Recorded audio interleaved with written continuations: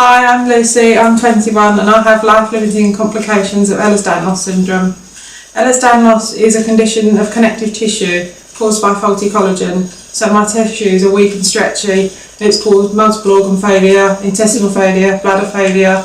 I'm TP independent, I have stoma bags and a venting tube, and I'm wheelchair bound but spend most of my time in bed.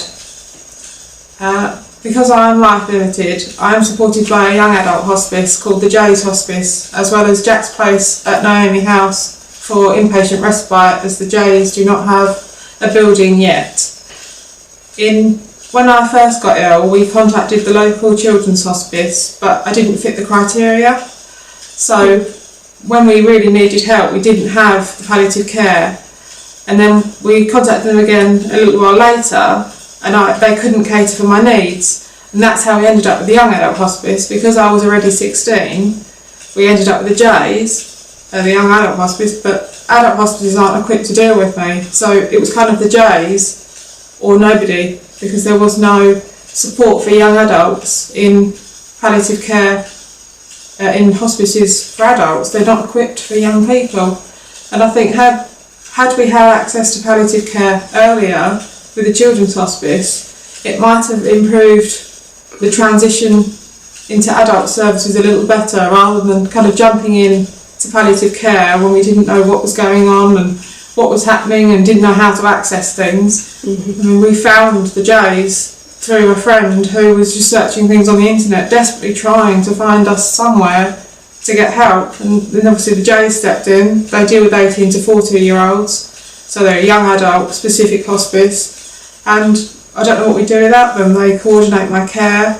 They've kind of changed the focus of my care from being about fixing things that aren't fixable, realistically, to thinking about my quality and me as a person, not a condition. I think that's so important. For the first time in my life, someone actually wanted to know about me and what I wanted and what I thought about life and what I wanted from my life and what things I wanted to do, whereas my doctors tended to focus on their specific area of expertise.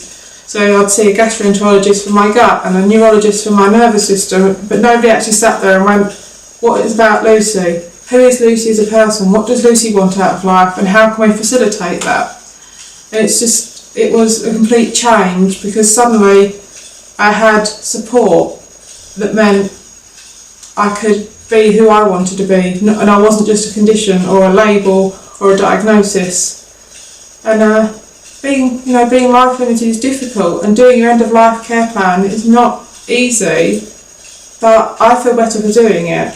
And I don't know what we'd have done without the hospice support, because it's invaluable.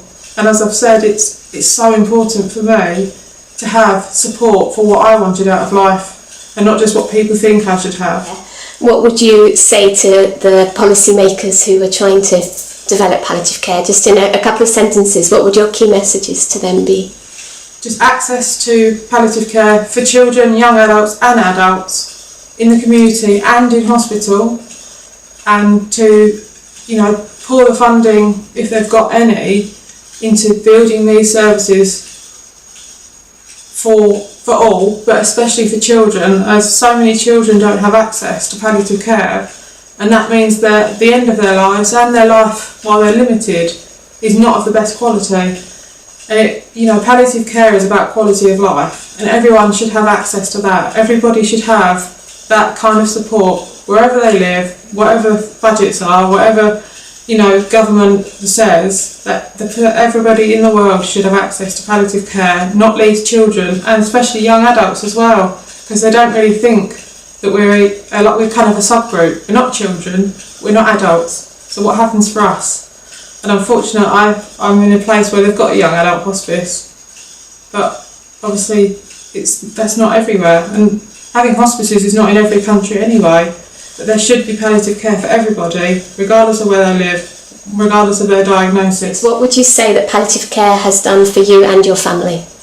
Palliative care has given me quality and allowed me to make happy memories and to live a good life, as well as make plans for a good death. And that's so important to me, to be able to have quality of life, to enjoy my time however long, but also to know that when it comes to the end of my life, everything is in place, so my wishes are known, and my family don't have to worry about making decisions without knowing what I want, because we've been able to talk about that with the hospice, get everything down on paper, so that when the time comes, everything's sorted.